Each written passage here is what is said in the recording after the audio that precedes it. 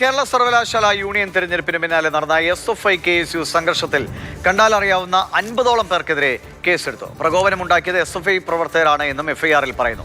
SFIയുടെ secretariat March അല്പസമയത്തിനകം ആരംഭിക്കും. ഒരു കാര്യവുമില്ലാതെ SFIക്കാരെ ആക്രമിച്ച പോലീസിന് നേരെ നടപടി സ്വീകരിക്കണമെന്നാണ് വി ശിവൻകുട്ടി ആവശ്യപ്പെട്ടത്.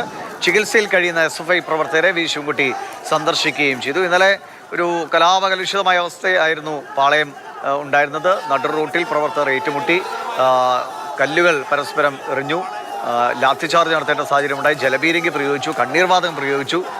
അങ്ങനെ 12 മണിയോട് കൂടിയിട്ടാണ് അവിടെ ഒരു സമാധാന അവസ്ഥയിലേക്ക് പോലീസിനെ കൊണ്ടുവരാൻ കഴിഞ്ഞത്. ആക്രമണം നടത്തിയ KSUക്കാരെ അറസ്റ്റ് ചെയ്ത് സമാധാന അന്തരീക്ഷം സൃഷ്ടിക്കുന്നതിന് പകരം പോലീസ് ചെയ്തത്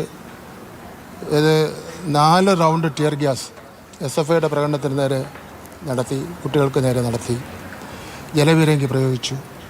15ഓളം വരുന്ന വിദ്യാർത്ഥികളുടെ കൈ പൊട്ടുകയും കൈ എല്ല് പൊട്ടുകയും അതുപോലെ തലയ്ക്ക് സാരമായ പരുക്ക് ഏൽക്കുകയും ചെയ്തിട്ടുണ്ടായിരുന്നു.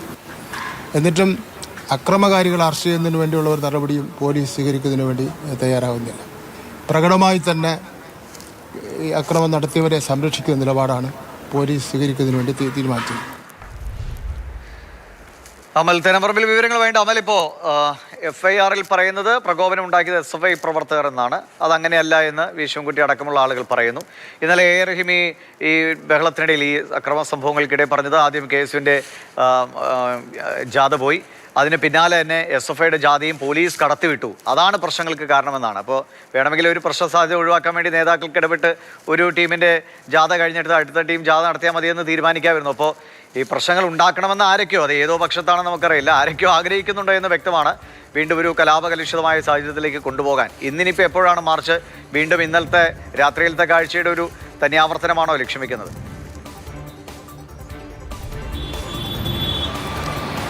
ദിവിഷ, ഇന്നലെ രാവിലെ മുതൽ തന്നെ യൂണിവേഴ്സിറ്റി പരിസരത്ത് ഒരു സംഘർഷാവസ്ഥ ഉണ്ടായിരുന്നു. വലിയ പോലീസ് സന്നാഹമാണ് അവിടെ ഏർപ്പെടുത്തിയിരുന്നത്. കഴിഞ്ഞ തവണ യൂണിവേഴ്സിറ്റി തിരഞ്ഞെടുപ്പ് നടന്ന സമയത്തും വലിയ ഏറ്റുമുട്ടൽ തന്നെയാണ് KSU പ്രവർത്തകരും SFI പ്രവർത്തകരും MSF പ്രവർത്തകരും എല്ലാം ചേർന്ന് അന്നുണ്ടായിരുന്നത്. അതിനാലാണ് ഇത്തവണ വലിയ സുരക്ഷ പോലീസ് ഒരുക്കുകയും ചെയ്തത്.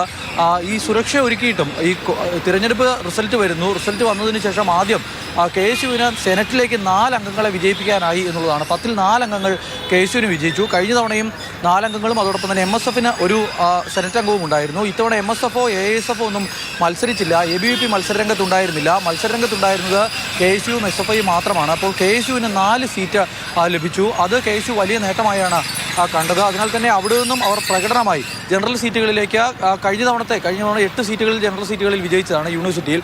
അപ്പോൾ ഇത്തവണ വൈസ് ചെയർപേഴ്സൺ അടക്കമുള്ള ചില സീറ്റുകളിൽ വിജയിക്കാൻ KSUവിനായി. അപ്പോൾ അതിൻ്റെ ആഹ്ലാദ പ്രകടനമായി KSU പ്രവർത്തകർ പാളയത്തേക്ക് സെക്രട്ടേറിയറ്റ് പരിസരത്തേക്ക് നീങ്ങി. അങ്ങനെ പാളയത്ത് പ്രകടനം കഴിഞ്ഞ് നിൽക്കുകയായിരുന്നു KSU പ്രവർത്തകർ. അതിനുശേഷമാണ് തൊട്ട് പിന്നാലെ SFI പ്രവർത്തകർ അവിടേക്ക് എത്തുന്നത്. പിന്നീട് വലിയ സംഘർഷമായി. ഇന്നലെ രാത്രിയിൽ നമ്മൾ കണ്ടതാണ്.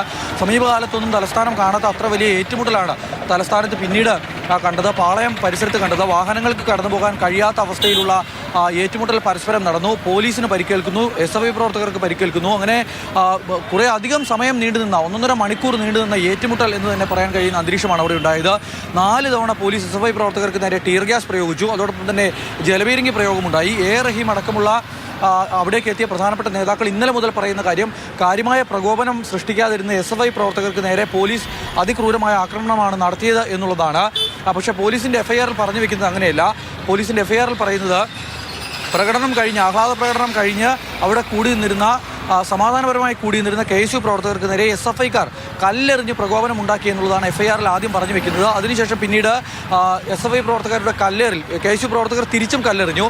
ഈ കല്ലേറിനിടയിൽ SFI പ്രവർത്തകരുടെ ഭാഗത്തു നിന്നും വന്ന കല്ല് കയ്യിൽ കൊണ്ട് മണ്ണന്തല SHOയുടെ കൈക്ക് പരിക്കേറ്റിട്ടുണ്ട് എന്നുള്ളതാണ് FIR-ൽ പറയുന്നത്. SFI പ്രവർത്തകർ പ്രകോപനം സൃഷ്ടിച്ചു എന്നൊരു കാര്യം കൂടി ഈ FIR-ൽ പറഞ്ഞു വെക്കുന്നു. കണ്ടാലറിയാവുന്ന 50 പേർക്കെതിരെയാണ് കേസെടുത്തിരിക്കുന്നത്. അതിൽ SFIയുടെ സംസ്ഥാന പ്രസിഡന്റ് ശിവപ്രസാദാണ് 6ാം പ്രതി. 1ാം പ്രതി ആദർശാണ് SFI നേതാവ്. അങ്ങനെയാണ് FIR രജിസ്റ്റർ ചെയ്തിരിക്കുന്നത്. എന്തായാലും SFI പ്രവർത്തകർ അതിരൂക്ഷമായ വിമർശനം പോലീസിനെതിരെ ഉന്നയിക്കുന്നു. KSUവിനെതിരെ ഉന്നയിക്കുന്നതിലും അപ്പുറത്തേക്കുള്ള വിമർശനവും പ്രതിഷേധവുമാണ് പോലീസിൻ്റെ ഇന്നലത്തെ നടപടിക്കെതിരെ അവർ ഉന്നയിക്കുന്നത്. നമുക്കിപ്പോൾ കാണാൻ കഴിയുന്നുണ്ട്, ഇത് കണ്ടോൺമെൻറ് ഗേറ്റിൻ്റെ എവിടേക്ക് പോകുന്ന വഴിയാണ്. പോലീസ് വാഹനങ്ങൾ കൊണ്ട് ഇവിടെ നിറഞ്ഞിരിക്കുന്നു. അതോടൊപ്പം തന്നെ പോലീസുകാർ 12 മണിക്കാണ് SFIയുടെ സെക്രട്ടേറിയറ്റ് മാർച്ച് പറഞ്ഞിരിക്കുന്നത്.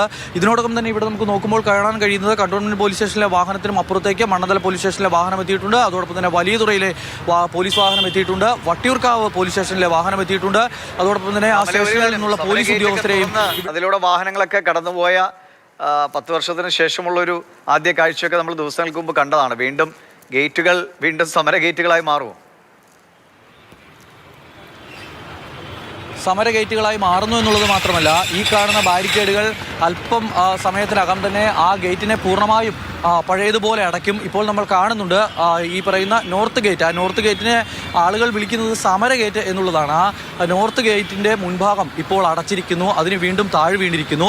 SFI പ്രവർത്തകരുടെ പ്രതിഷേധം ഇവിടേക്കുണ്ടാകും, ഇവിടെ തടയും എന്നുള്ളതാണ് പോലീസ് പറയുന്നത്. അപ്പോൾ സ്വാഭാവികമായും ആ ഗേറ്റിൻ്റെ ഉൾഭാഗം ഇതുവരെയും അടച്ചിട്ടില്ല എങ്കിൽ കൂടി ഈ ഗേറ്റിൻ്റെ ഇവിടെ വന്നാണ് സാധാരണ സമരങ്ങളെല്ലാം അവസാനിക്കുന്നത്. അപ്പോൾ ആ ഗേറ്റ് അടച്ചിട്ടില്ല. ഗേറ്റിന് പുറത്ത് പക്ഷേ ബാരിക്കേഡുകൾ നിർത്തുന്നു.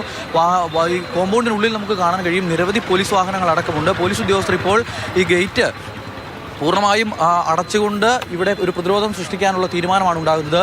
നമുക്ക് കാണാൻ കഴിയുന്നുണ്ട് ഈ പോലീസ് ഉദ്യോഗസ്ഥർ, കൂടുതൽ പോലീസ് ഉദ്യോഗസ്ഥർ ഓട്ടോറിക്ഷയിലൊക്കെ വനിതാ പോലീസ് ഉദ്യോഗസ്ഥർ അവിടേക്ക് വന്നിറങ്ങുന്ന കാഴ്ച നമുക്ക് കാണാൻ കഴിയുന്നു. അങ്ങനെ ഒരു സംഘർഷാവസ്ഥ എന്ന് പറയാൻ കഴിയുന്ന ഒരു നിലയായിരുന്നു ഇന്നലെ ഇവിടെ ഉണ്ടായിരുന്നത്. ഇവിടെ ഏറ്റുമുട്ടൽ, ഈ സെക്രട്ടേറിയറ്റിൻ്റെ പരിസരത്ത് ഏറ്റുമുട്ടൽ ഉണ്ടായില്ലായിരുന്നെങ്കിൽ കൂടി ഇവിടെ ഉണ്ടായിരുന്ന ഫ്ലെക്സ് ബോർഡുകൾ അടക്കം SFI പ്രവർത്തകർ തകർത്തിരുന്നു. നേരത്തെ നമ്മൾ രാവിലെ വാർത്ത ചെയ്യുമ്പോൾ ഇവിടെ ആ ഫ്ലെക്സിൻ്റെ തകർത്ത അവശിഷ്ടങ്ങളും മറ്റുമൊക്കെ ഉണ്ടായിരുന്നു. ഇവിടെ ഉണ്ടായിരുന്ന എല്ലാ രാഷ്ട്രീയ പാർട്ടികളുടെയും, അത് SDP-യുടെ ഫ്ലെക്സുകൾ അടക്കമുള്ളവ ഇന്നലെ SFI പ്രവർത്തകർ തകർത്തിരുന്നു. ഈ പാളയത്തെ സംഘർഷത്തിന് ശേഷം പ്രകടനമായി SFI പ്രവർത്തകർ സെക്രട്ടേറിയറ്റിൻ്റെ ഭാഗത്തേക്കാണ് വന്നത്. അതിനുശേഷമാണ് പിന്നീട് നേതാക്കളടക്കം ഇടപെട്ട് അവരെ പിന്തിരിപ്പിച്ച് വീണ്ടും യൂണിവേഴ്സിറ്റിയിലേക്ക് എത്തിച്ചത്. യൂണിവേഴ്സിറ്റിയിലെത്തിയ ശേഷം വളരെ വേഗത്തിൽ തന്നെ അവരോട് നിന്ന് പിരിഞ്ഞു പോവുകയും ചെയ്തു. പ്രധാനപ്പെട്ട നേതാക്കളും വീണ്ടും ഒരു സംഘർഷത്തിനുള്ള കോപ്പുകൂട്ടലാണോ നടക്കുന്നത് എന്ന സംശയം സ്വാഭാവികമായിട്ടുണ്ട്. പോലീസ് അതിനനുസരിച്ചുള്ള സംവിധാനങ്ങൾ, സുരക്ഷാ സംവിധാനങ്ങൾ സെക്രട്ടേറിയറ്റ് മുമ്പിൽ ഒരുക്കുകയാണ്.